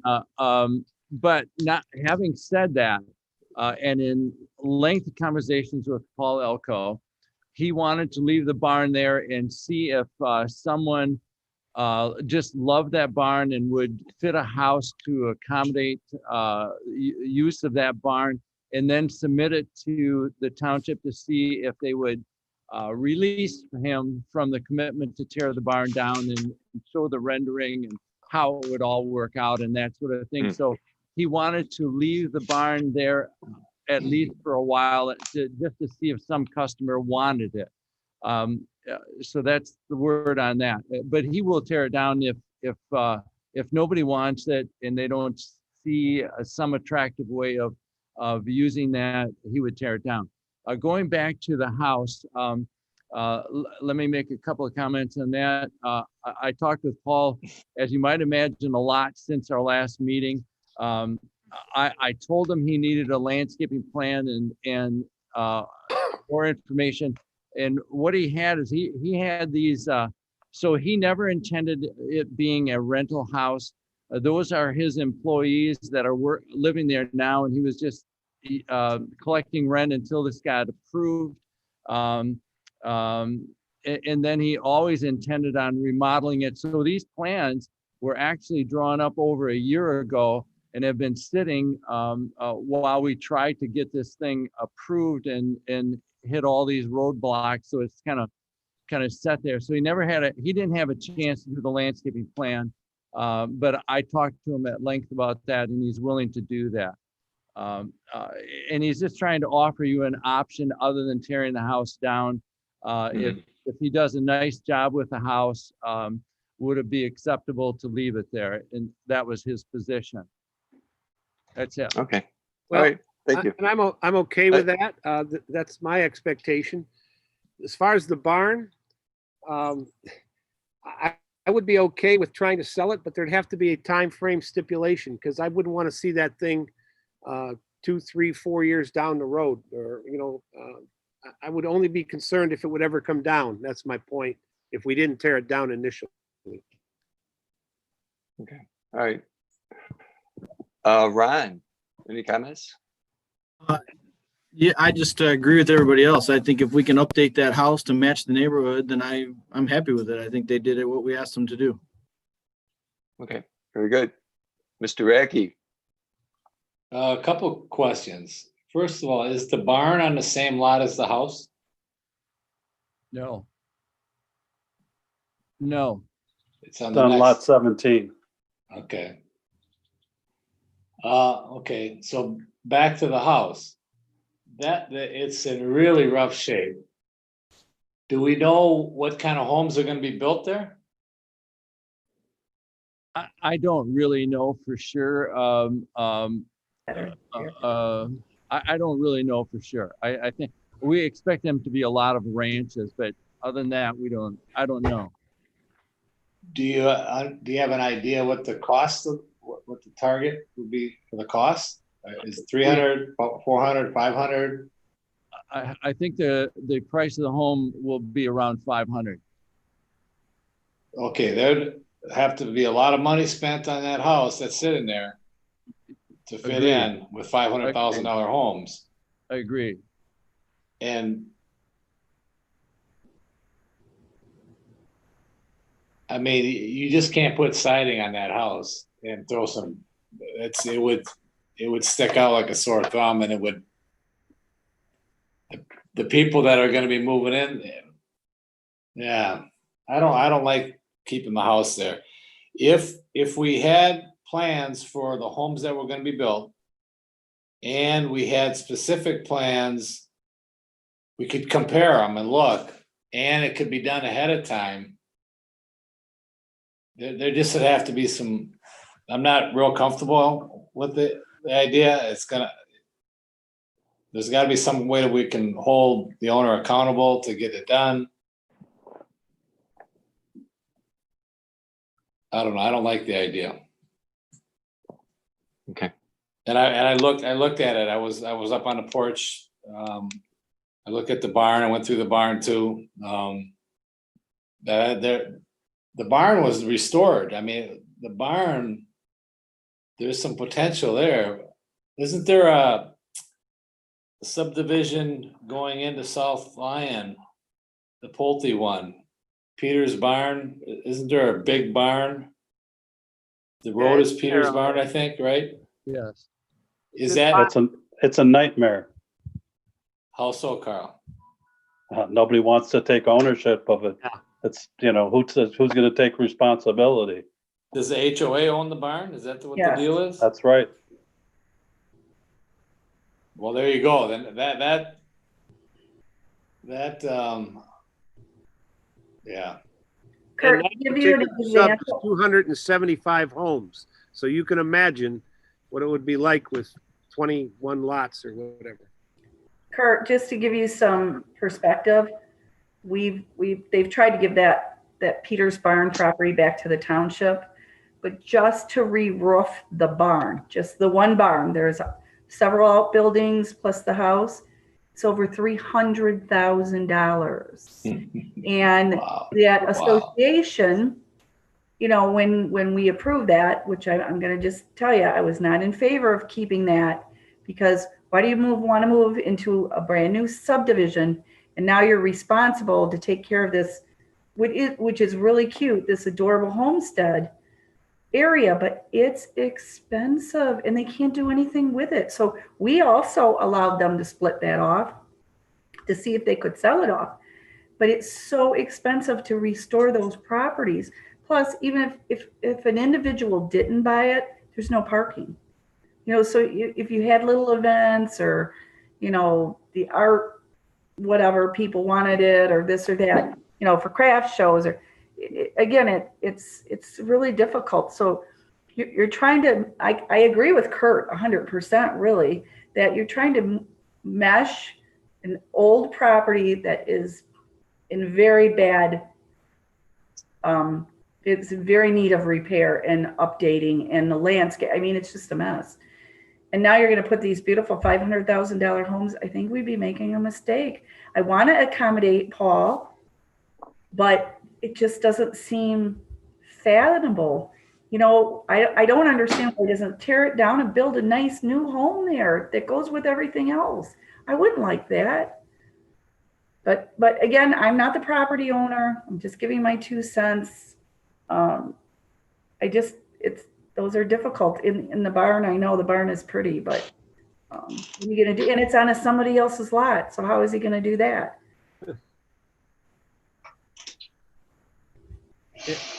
If I could make a comment, just so that you know, first of all, am I on, by the way? Yeah. Yes. Who is this? Robert? Bob. Yeah, Robert. I was on the site when the previous builder was there, and he talked about that barn, and he thought for a time and talked to his wife about building a house there for himself. He loved the barn so much that he wanted to put a pool towards the back of that barn, and then put the house in there so that there'd be an inner courtyard with a pool and and that barn, and he loved to have his family get-togethers and parties with his friends. He just thought it would be perfect. So this isn't the same as Peter's Barn, and I'm aware of Peter's Barn. I drive by that a lot. If nobody, I agree with Mr. Chuck. If Paul doesn't do something with that barn in 2 years, then it should be torn down. But there may be someone that comes along that just has a romantic notion and loves it, and if you all want to save it, fine. If you don't, it doesn't matter to me personally. I can go either way on it. But it did happen while I was standing there that this guy just loved it. And I don't think that Paul's had adequate time in the short time. It took me a long time to get Paul to calm down after the last meeting and do some real thinking instead of just guttural reaction that Paul does oftentimes. But he hasn't had a chance to develop a landscaping plan or get into the details of what do you do with that house. If you could give him a time frame to do that, and if he doesn't comply, then it has to come down, I'd be good with that. Okay, thank you. Yeah, I think the barn had a lot of character. I mean, it won't look like every other subdivision in every other community, but I guess we'll see on that. Mr. Town. Oh, I'm sorry. Yes. No, Go ahead. let Carl, then I'll come back to me. That's fine. Okay. Carl? Yeah. When you start thinking about lot 18, and I totally agree that there's no time frame. We're given a rendering. There's no elevations to any of those properties, let alone lot number 18. Let's look at the guts in that house. It's been there a long time. Is there lead pipes? Is there lead paint? I mean, there's so much to think about. And if we allow that to go on, it should be a separate entity if that could ever take place. There's no landscaping plan. This project, the only thing that has moved forward a little bit is the station up by 11 Mile Road. I mean, other than that, there's nothing changed. We talked about the rear yard easement before, and I don't have an issue with that, but there's no elevations, no landscape plan. We don't have any definitive answer on lot 18 on that house. We just saw a rendering what he could do with it. When is he going to do it? What's the material? I can't go anywhere with this project. It was nice that they changed a few things. But you can't put lipstick on a pig on lot 18. You just can't do it. So I'm still against that. I'm not ready to move this forward at all. I'll give my opinion on the barn, but again, we need a definitive answer. We don't need opinions. We got to have this signed, sealed, and delivered. We can't be wishy-washing around. We've got to know what happens to lot 18 in that house, what happens to the barn, and let's put our stamp of approval on it. We can't do that today unless you guys want to go get our heads together again and decide exactly what we're going to do. I mean, that house stinks. Right. Well, it does. And we would also have to require a demolition bond. That would have to be part of the agreement too, if we decide to have either or both removed. And we require cash bonds on that. So we don't get that. Good heads up. I mean, there's a lot of things. I want to see what the house is going to be and what he's going to do with it if it stays. And was not here today. It was a little drawing. That's nothing. That's in some agreement when it's going to be fixed, what's going to look like, a demolition barn for both the barn and the house if it doesn't go. And it's got to have a time frame. And that's, what, he needs to tell us what he wants for that, not us. That's right. We can't, we don't know what his building plan is. We don't know when he's going to break ground. We don't know any of that. So he has to give us the proposal. He has to do the work and show us. We have to then agree with it. I mean, we can stay here all day and spin our wheels. I know the house is in really bad shape, and I'm with Kurt. I said it the last time, I'm gonna say it again. It really needs to go, to be honest, but you know, I was trying to work with Paul, but you gotta bring something to the table for us. And he didn't.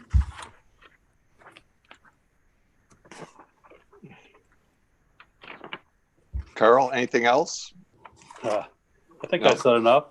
I'm Okay. ready to table these if you'll take, I think the applicant has enough information that we can table this, and he's gonna have a clean site plan when he comes back with everything we talked about. So I'm gonna make a motion if I can. Yeah, make two separate motions, please. I will. All Make right. a motion to postpone AP-20-16A, the site plan for Hickory Creek with all the things that we mentioned. They're on record. And, okay, that'd be my first motion. Support. Who is that, Kurt? Yes, sir. Okay. So a motion to table, correct? That's correct. Okay, Lisa, you take roll, please. Marcone, Yes. Chuck, Yes. Conflitti, Yes. Pennington, Yes. Radke, Yes. Town. Yes. So I'd also make a motion to table AP-20-16B. That's Hickory Creek Special Land Use for all the reasons, again, that we have on record tonight that are inadequate, that were brought to us. Okay, I have a motion and support. I didn't get, was it Kurt? Yes, sir. Who was? Okay, Kurt supported that to table. Lisa, roll, please. Marcone, Yes. Chuck, Yes. Conflitti, Yes. Pennington, Yes. Radke, Yes. Town. Yes. Okay. Robert, you got that? I do. Thanks everyone for your comments. It's a work in progress for me. I thought I had covered everything except the house. And with the house, I was trying to give you an option, but I'll get after Paul and I'll be back. Thanks so much. Okay, Thanks, thank you. Thank you. All right. Brian, are you still there? I'm here, Oh. Mr. Chairman. Would AP 20-26 residential district lot width and setback amendments. yes, so we are in the process of scheduling a public hearing. So what the memo that we've prepared for this meeting is just an informational to make sure that we are on the right track in terms of what we're going to be proposing for the public hearing for our lot width standards. The changes that we're proposing are fairly minimal in that we would just, we would recommend for the R10 district, our lot width without a sewer would be 135 feet. With a sewer would move down to 120 feet. That's from 150 and 135 respectively. And we knock down the front setback to 50 feet. The other change that we're proposing is there's some leftover info from the R2.5 district in our average lot size standards, so we'll get rid of that. But as we've got it written here, we would not change the lot width in an average lot size development. We would still call that adequate at 110. So really, I just would like very brief comments if you have them tonight on things that I should address. I know, Carla, you mentioned when we were talking about the minutes that you would like to see the front setback even smaller than that. But That's correct. Okay, if Yeah, everybody we talked about it at length our last meeting, and everybody seemed to agree on that 30-foot setback on the 0.5 and 0.3. I think that's what we all agreed on. Yeah, I I believe think so. you're right, Carl. Yes. say those numbers one more time for me. I'm sorry, Carl. Front yard setback, only 30 feet on the 0.5 and 0.3. So the 0.5 and 0.3 would be the same. That's correct.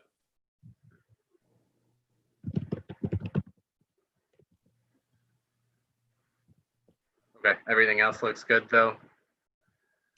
Yeah, if there's no other comments or questions, we can schedule the public hearing. I'm good. I'm good. Good. So moved. Okay. Next available date.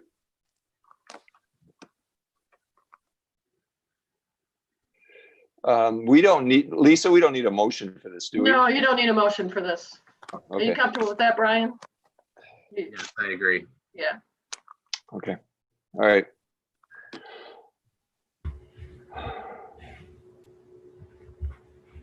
Brian, anything else on this? Not on this item. Okay. All right. Thank you, sir. All right, next, new business, AP 20-25, Magna International Parking Lot Expansion Site Plan.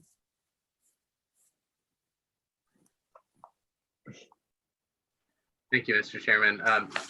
We have in front of us tonight a site plan review for a parking lot expansion for the Magna building. Some of you who have been on the commission for a while may recall that some of these improvements were shown on a site plan amendment several years ago in conjunction with a building expansion as well. Since that time, these improvements haven't been made, and so we're bringing them back to you. And in addition, you know, if the parking lot were a small enough addition, under 25 spaces, this would likely be something that would get reviewed administratively. But the proposal tonight will have an additional 42 spaces and a new driveway to South Hill Road. So between those two, we felt it was appropriate for the Planning Commission to consider approval or denial of the site plan. But as I've got the plan in front of us, the existing parking lot ends at the existing driveway of near the office space of the Magna facility at the southeast corner of South Hill Road and Grand River. The additional 42 spaces will comply with all of our parking setbacks. We have no concerns with the location of that parking lot.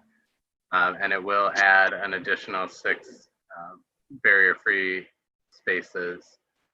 I'm sorry, 4 additional barrier-free spaces for the lot itself. We do have the modifications, including the driveway and the parking lot, do not pose any issues in terms of lot coverage. No changes to the building are proposed, anything like that. So we're comfortable with the direction that this is moving from that standpoint. There's been a photometric plan included. The photo plan does not necessarily note the height or the type of structures that are light fixtures that are proposed. So I noted that during this review, and then I looked back at some of the minutes from the previous meetings, and there were some exceptions made for the height of light fixtures at the time of original approval. We think that those would apply to this, to these additions, and so we have no concerns that in terms of ordinance compliance with the outdoor lighting standards. From a photometric standpoint, there's no concerns either with additional light creep at the property lines along South Hill Road. The access drive to the south is a connection that has been planned for quite some time, as I understand it. It was not put in due to some safety concerns originally, but since that point in time, South Hill Road has been paved past this extension, and it will be continued down to Wallbridge, assuming that that project moves forward towards completion. The signal at the intersection of South Hill Road and Grand River has been installed as well. So some of the safety related improvements along South Hill Road have been completed, and we believe that it is appropriate at this time to allow this connection. That is, of course, contingent upon road commission approval of the ingress egress location. I believe the landscape requirements for the South Hill Road frontage have been achieved through the plan. There are not the required number of shrubs along the road, but they are made up for in our trade-off calculation that the ordinance has in terms of the number of trees. So our ordinance allows the substitution of 1 tree for every required shrub. And based on that, the plan does comply. I will note that there are 2 locations on the landscape plan that we think need to be updated to show existing conditions. I apologize as I'm scrolling here to find that page.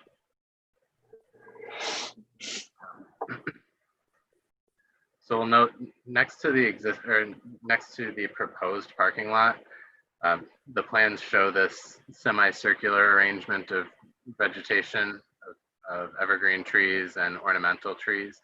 This was never planted that way. It was planted in a staggered row along the road. It makes a lot of sense the way that it was actually planted.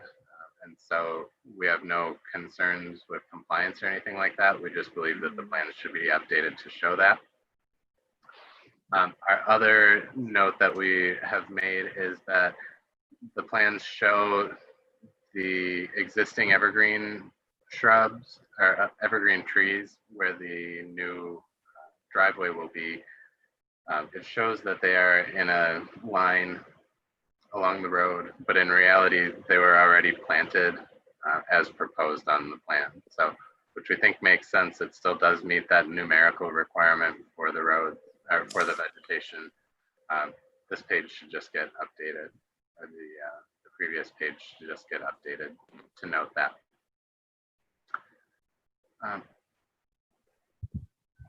Aside from those comments, we don't have any ordinance related concerns with the project. We think it makes sense. We think it complies. And with that, I can recommend approval subject to the approach location by the road commission, updating the landscape plans, and any concerns that Leslie or Lisa have.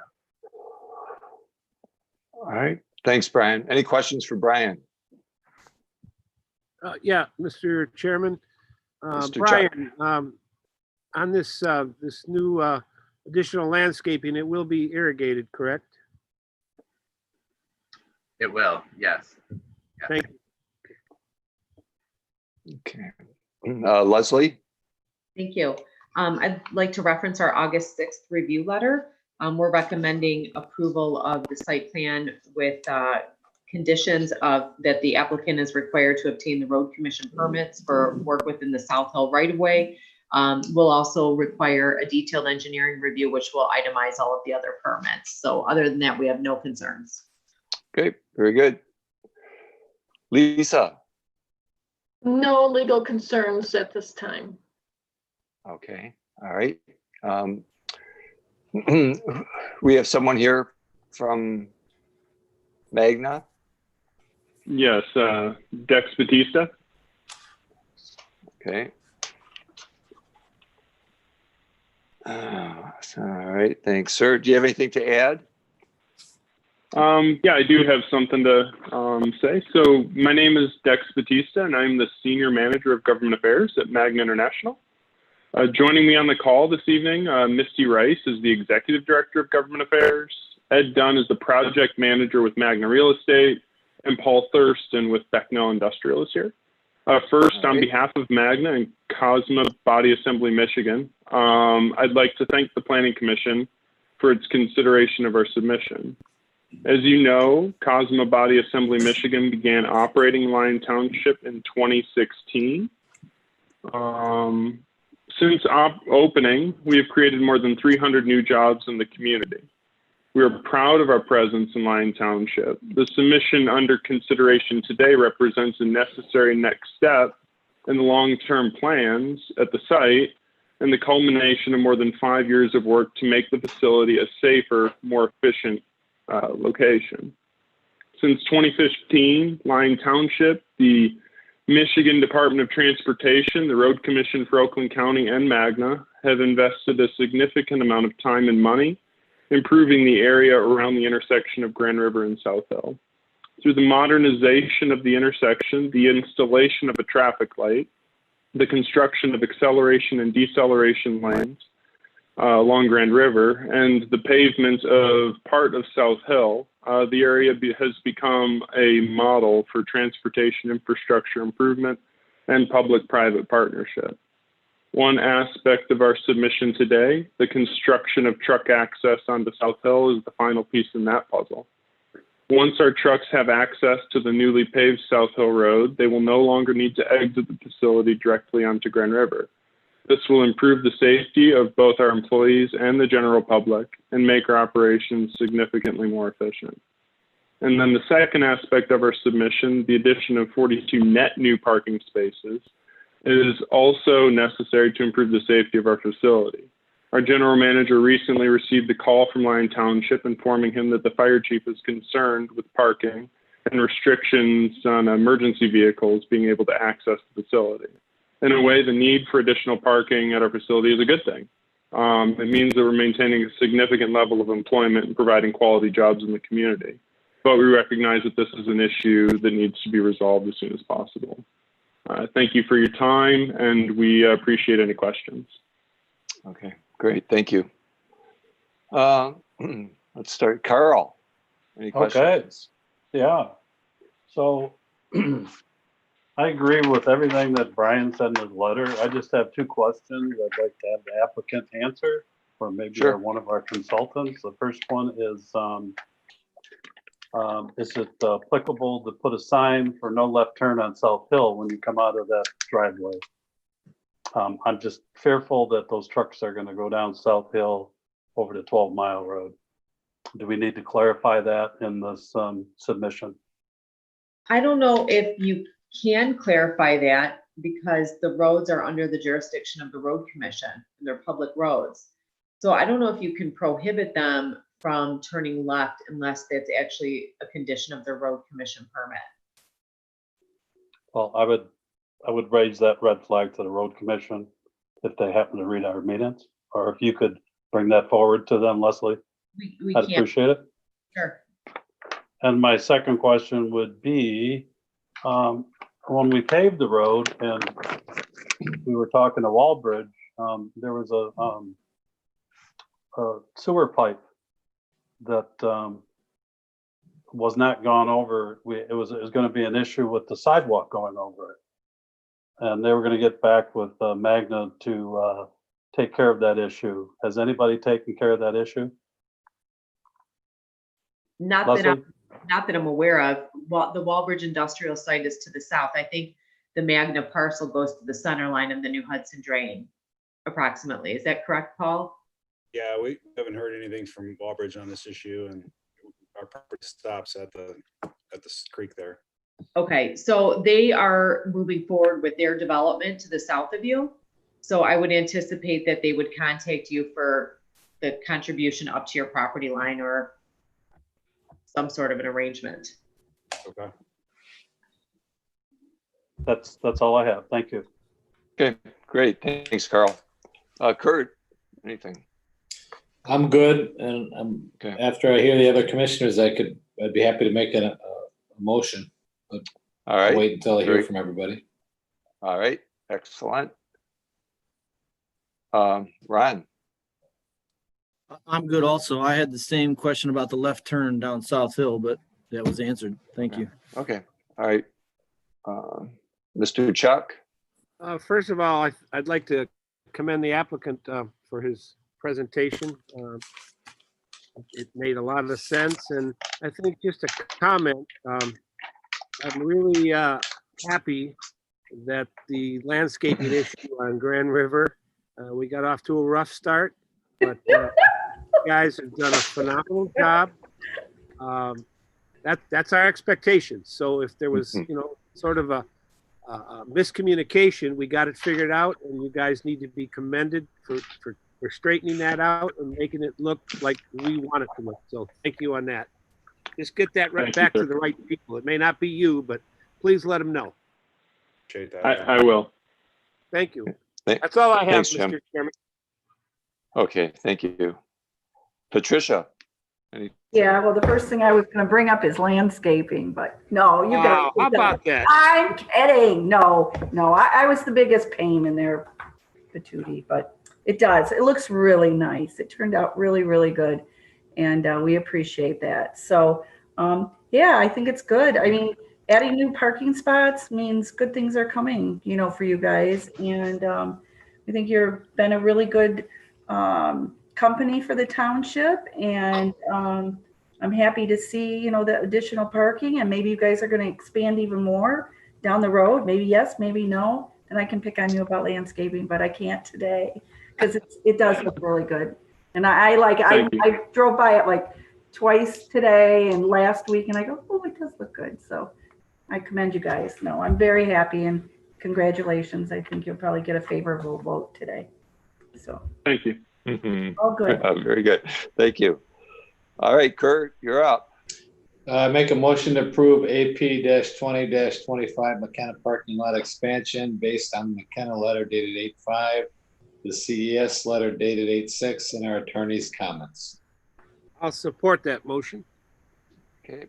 A motion support by Mr. Chuck. Any other comments? Okay, Lisa, roll please. Carcone, Yes. Chuck, Yes. Flitty, Yes. Pennington, Yes. Pennington, Yes. Radke, Yes. Town. Yes. All right, good deal. Congratulations. Good job. Thank you, and thank you, everybody. Thank you.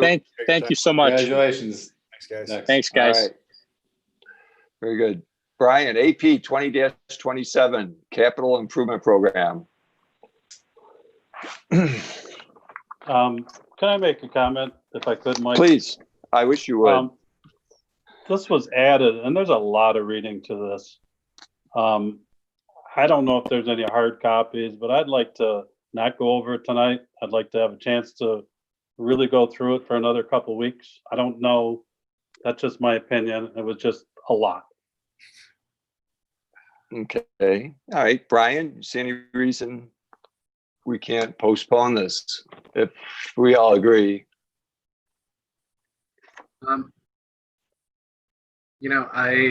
I don't necessarily, I want you guys to be comfortable with the document, right? I do also want to communicate some importance to moving this along in the coming weeks. We've got a couple of things that are touched on in the CIP and described in the CIP that I think are important for us to get this in front of the board so that the board can formally recognize that some of these improvements are needed and recognized by the CIP. So, Well, does anyone have an issue if we move this to the next meeting? I don't have an issue, and maybe we can put it up front, or maybe we have a smaller agenda. I'm okay. Well, it would have to be the very first thing on the agenda because Brian is speaking truth. We actually need this to get to the township board for some reasons. And plus we need it also to go to the board so we can start working on the budget. So it could go up front then, correct? In August? Maybe we can't like dilly-dally with this. Can it be on our next meeting in August? That's what I would recommend too, so we could still put it on, hopefully, on the September agenda. And if Carl, are you good with that? I'm good with it. I just need more time to go over it. Yeah, I that'd be great. understand. It is a lot. I mean, I looked it over too today and I was like, whoa. And if I'm sorry, go ahead, Leslie. Well, I was just going to say, if you have comments or things you have questions on, while you're reviewing it, please reach out to Brian or myself. We worked on these, we kind of divided and conquered. So Just so that way, when we come, maybe we can even have some of those comments addressed at the next planning commission, just so we're efficient. That would be great. Okay. All right. Study Is it everybody hard. on board? Yes. I'm good, yep. All right. All right. All right, very good. Do we need a motion to table that then, or what will we do? Probably to the next regular meeting, which would be. Yeah, I think that would be a good idea. We should. Okay, all right. Make a Carl. motion to, August 24th. Anybody? I'll make a Who motion else? to Chuck? table Oh. AP dash, I'm sorry, Mike, No, go. Keep Go, going. go. 20-27, a capital improvement to our next meeting, which would be August 24th, did someone say? Yes. I'll support that. Patty. Motion and support. Lisa, roll please. Town, Yes. Radke, Yes. Pennington, Yes. Conflitti, Yes. Chuck, Yes. Carcone. Yes. All right, very good. Mr. Chairman, I have to move inside now. The mosquitoes are getting too bad. You know what? 8:45 or 9 o'clock, it's dark already outside. Yes, it is. The weather's really Please, bad sure. outside. I want to go turn down my voice. Do you oh, want is to it? report on the board meeting, or do you want it at the next meeting? We'll do it next Well, meeting. Well, I can do that. Sure. I'll bring it back. if everybody's fine with that? Yeah. Is everybody okay with that? Yep, I'll bring it. I'm good. Okay. All right. Go Very batten good. down the hatch. Looks like a Yeah, storm coming. I'm getting worried. I see it. Did you see it's coming through? Okay. So I want to go crank down my umbrellas. Chicago just had did. 100-mile-an-hour winds. Ooh. And make a It was motion to rough, adjourn. Really rough. Here, a motion. Support all those in favor. Aye. All right. Aye. Anyone opposed? If Lisa has to call it, I think. Really? Lisa? Call it. Carcone, Yes. Chuck, yes. Conflitti, Yes. Pennington, Yes. Radke, Yes. Town. Yes. Who seconded that? I did, Chuck. Okay. Chuck. All right. Good Thanks. job, everyone. Thanks. Yes, very Lisa. good. Good night. Kurt, Good night. anything everybody. from Stefan? Okay. 2 weeks. No. Nothing Thank you, from everyone. Stefan? Kurt, No, I you haven't heard? heard. I haven't heard anything. Okay, just checking. I'll follow up. Okay, thanks. Yeah, please do, Kurt. Thank you. Yeah. All right. Okay. Good night, Rod, everybody. you all set? All set. Okay.